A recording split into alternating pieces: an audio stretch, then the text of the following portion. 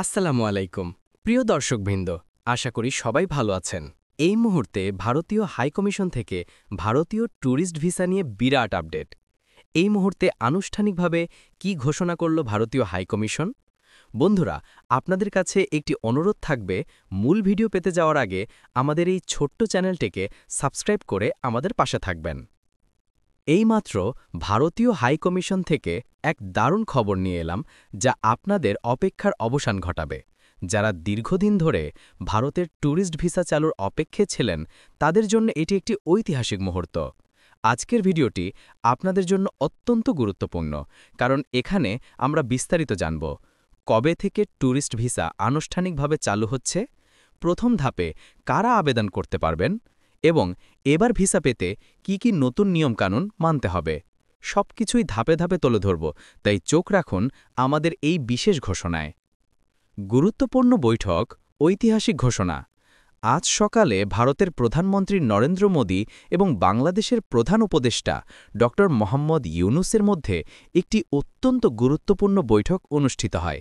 এই বৈঠকে দুই ভ্রাতৃপ্রতিম দেশের মধ্যে সম্পর্ক উন্নয়ন, ভ্রমণ সহজীকরণ এবং ভিসা প্রক্রিয়া নিয়ে বিশদ আলোচনা হয়। এই ফলপ্রসূ আলোচনার পরপরই ভারতীয় হাইকমিশন থেকে এলো এই বহুপ্রতীক্ষিত এবং বিশাল ঘোষণাটি। ধাপে ধাপে আবেদন প্রক্রিয়া ও নতুন নিয়মাবলী। ভারতীয় ট্যুরিস্ট ভিসা প্রক্রিয়া এবার চালু হচ্ছে একটি সুচিন্তিত ধাপে ধাপে পদ্ধতির মাধ্যমে। প্রথম ধাপের আবেদনকারী। শুরুতে শুধুমাত্র তারাই আবেদন করতে পারবেন যারা পূর্বে ভারতীয় ভিসা পেয়েছেন এবং ভারতের ভ্রমণ সংক্রান্ত নিয়মাবলী সঠিকভাবে মেনে ভ্রমণ করেছেন। এটি একটি নিরাপদ ও সুশৃঙ্খল প্রক্রিয়া নিশ্চিত করার প্রথম পদক্ষেপ। নতুন আবেদনকারীদের জন্য, যারা এর আগে ভারতীয় ভিসা পাননি, তাদের জন্য আবেদন প্রক্রিয়াটি কিছু সময় পরে চালু হবে। সকলকে ধৈর্য ধরার এবং অফিসিয়াল ঘোষণার জন্য অপেক্ষা করার অনুরোধ করা হচ্ছে। ভিসা আবেদনের জন্য নতুন অত্যাবশ্যকীয় নিয়মাবলী।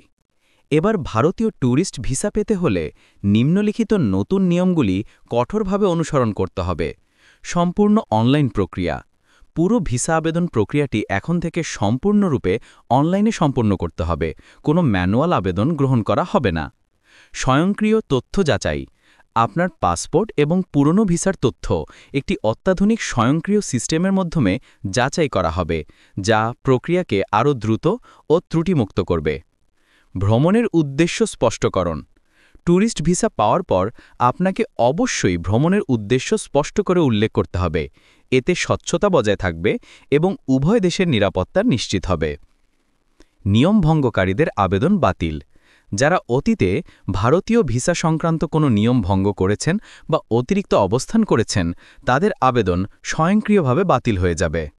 হাইকমিশনের একজন উচ্চপদস্থ কর্মকর্তা জানান, এই ধাপাভিত্তিক প্রক্রিয়াটি শুধুমাত্র দুই দেশের ভ্রমণকারীদের জন্য যাতায়াত আরও সুনিশ্চিত ও সহজ করবে না, বরং ভিসা প্রক্রিয়াকেও আরও স্বচ্ছ ও কার্যকরী করে তুলবে। কবে থেকে শুরু হচ্ছে এই বহু প্রতীক্ষিত প্রক্রিয়া? আপনারা সবাই এই উত্তরটির জন্যই অপেক্ষা করছিলেন, তাই না? অবশেষে সেই মুহূর্তটি এসে গেল।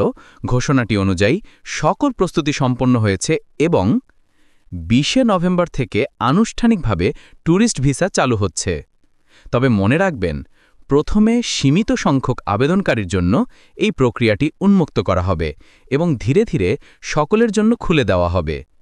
তাই এখনই আপনার পাসপোর্ট এবং পুরনো ভিসার সকল তথ্য প্রস্তুত করে রাখুন, যাতে সময়মতো আবেদন করতে পারেন।